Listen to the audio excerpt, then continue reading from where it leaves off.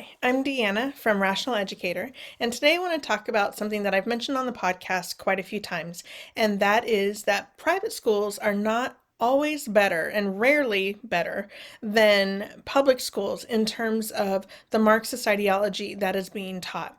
And the reason why is that you have associations like the National Association of Independent Schools that is pushing these ideas onto their association members, independent schools. So, independent schools are private schools, and they're typically not associated with a church or a religion, such as like Catholic private schools or Christian private schools.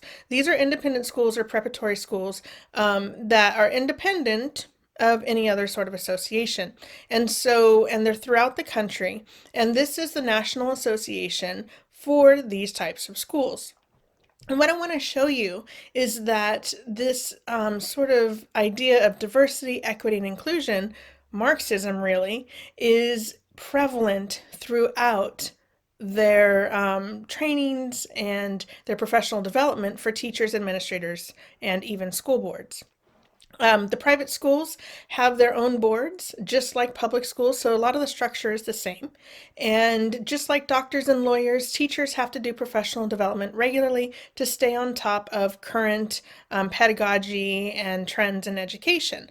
Well, the current trend, and it has been for quite some time. I come from teaching college, and this is nothing new. I used to go to a lot of conferences, and the idea of diversity and gender inclusion and all this stuff has been around for over a decade.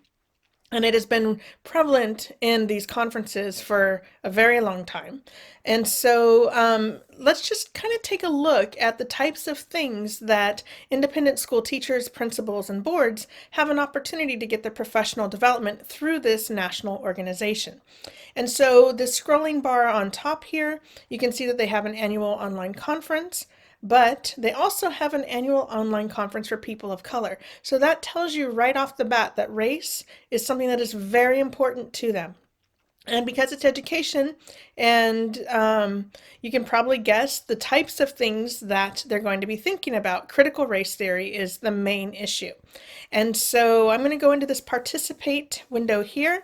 We have the conferences, but it's these institutes and workshops that a lot of professional teachers and principals, administrators, and staff are going to be attending, particularly leadership, and then they go back to their schools and they share this information with other teachers by doing smaller workshops on their campuses.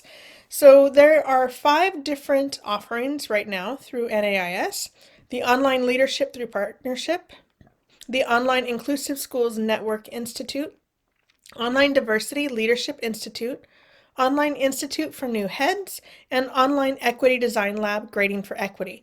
So 3 out of 5 right off the bat have the words inclusion, diversity, equity. We're hitting those marks, right? But let's dive into each of these and see what types of things are being taught. So the Online Leadership Through Partnership, this is designed for heads of school principals and also for board of trustees or board members.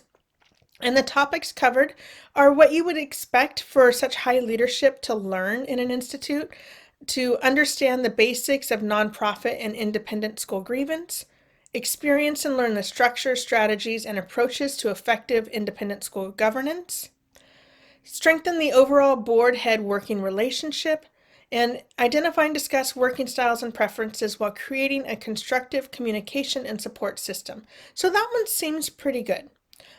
Just leadership skills are what's being taught there. So the next one is Online Inclusive Schools Network Institute. So this is an online workshop, and it is for Inclusive Schools Network, which I'll talk about in another video.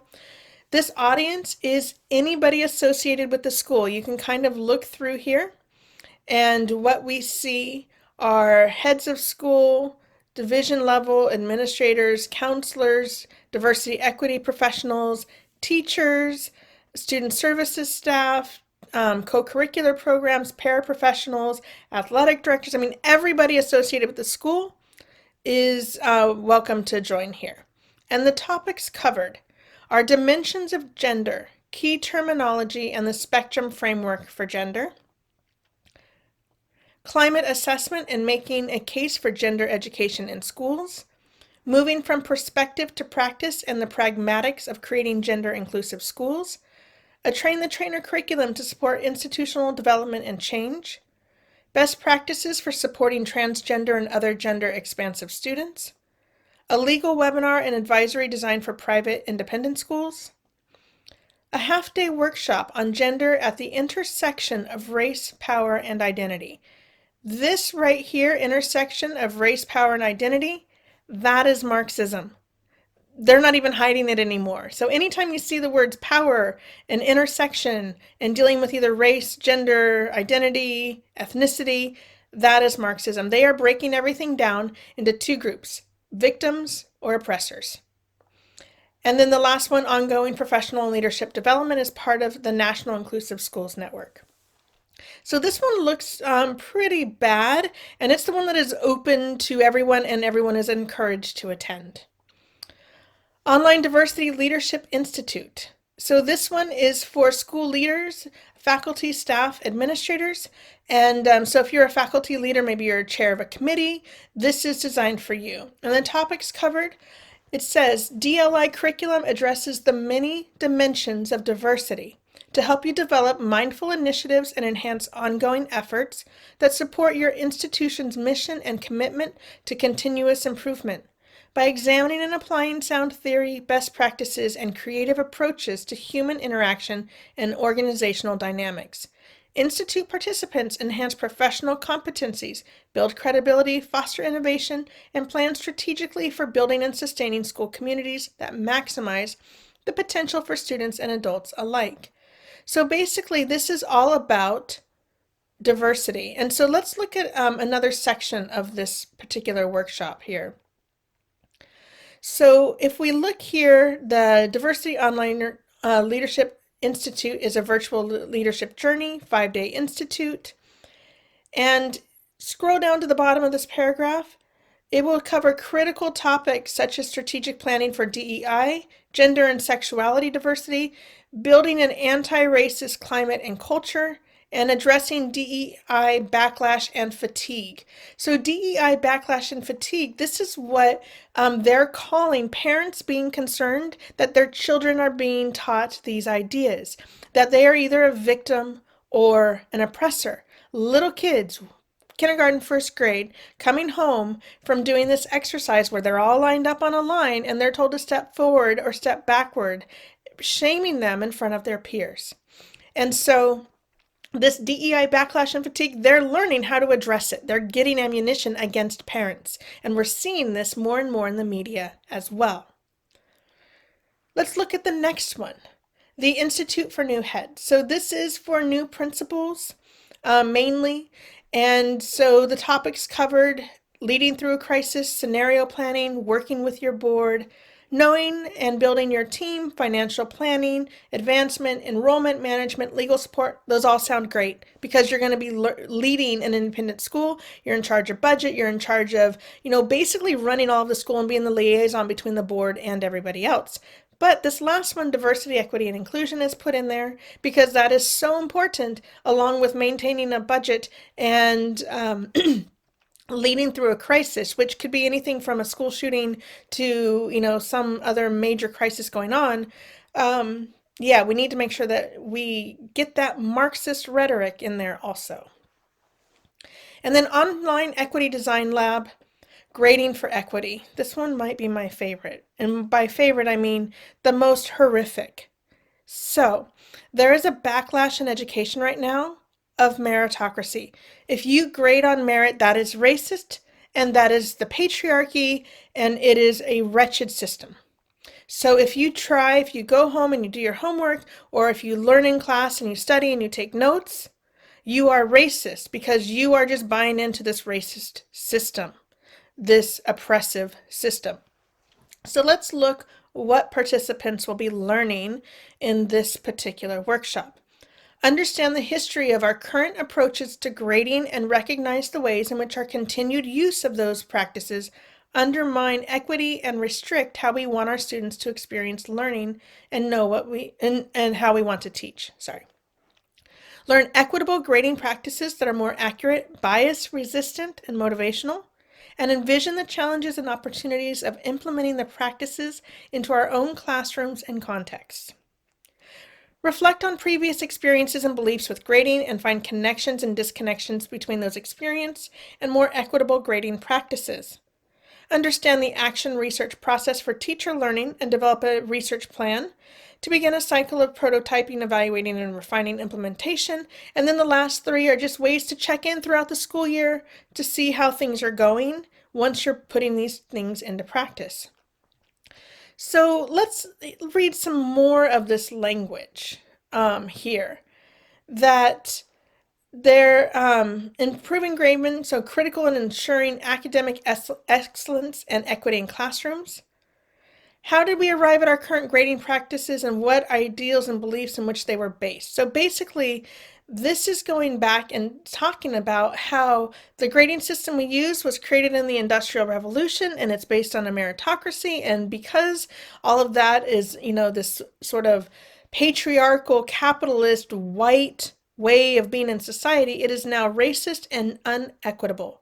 So if you have a kid who's doing well because they're studying and they're wanting to learn, it doesn't matter. Right now, what we're seeing across the country is that a lot of schools are going away from giving Fs. They're giving other arbitrary letters such as E. They're also not giving zeros anymore. The lowest grade a kid can get is 50% or a 50. So if you have a kid, let's just do easy math. 2 assignments are required for that grading period. They don't turn one in and then they get 100 on the other one. That kid will now get 75%, a passing grade, for only doing half of the work because there's no longer a zero allowed in the grade book. It's a 50%. 50 is the lowest. And so the idea of a meritocracy, completely oppressive and racist. So these are the institutes and workshops. I also want to share with you 2020, their online or their program for their annual conference. And what I've done is that I've searched for the word equity. And so let's take a look at some of these, what equitable types of programs are being offered. So let's go to the first one here. We have Mastering Learning Journey for Culturally Responsive White Leaders, Measuring Position, Orientation, and Rate of Change. So this particular workshop or conference session is geared for white leaders. So an investment increases in professional development around diversity, equity, and inclusion. How you are assessing the skills and readiness of your white leaders. How does your institution define culturally responsive leadership, metrics of success, measures of accountability, and knowledge to skill transfer? Explore how to leverage mastery learning as a capacity building modality using rubrics, assess evidence of skill acquisition and meaning making, and visualize the learner profile of a culturally responsive white leader. Commit to walking the walk, learn to track the impact of your white leadership footprint, and inform sustainable whole school change. So that's geared for white leadership and how to sort of apologize for your whiteness and, learn to watch your white footprint. Wow. Tackling grading, how our grading can be more consistent and equitable school-wide.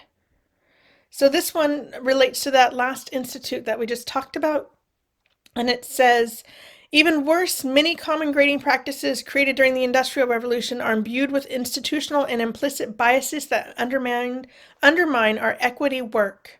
In this workshop, learn about more equitable grading practices and how they've been introduced and embraced by teachers and schools. Another one, building a community of inclusion. Another workshop, grassroots professional development, how to create programming around race and equity for white faculty and staff. So once again, targeting white faculty and staff for their biology, because you can't really help being what you are when you're born. We also see an advisory program for today's students, social, emotional learning, equity, mindfulness, and executive functioning support. Equity and inclusion, bringing about systemic change from the inside out. Strategic board design for a more equitable future. So all may learn the legal the legal arc of inclusion.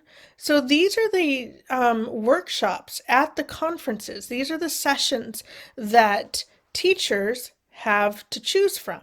And there's a lot you can see on hiring practice. This is breaking the bonds of bias in hiring practice, about equity and inclusion. So much of this is about race.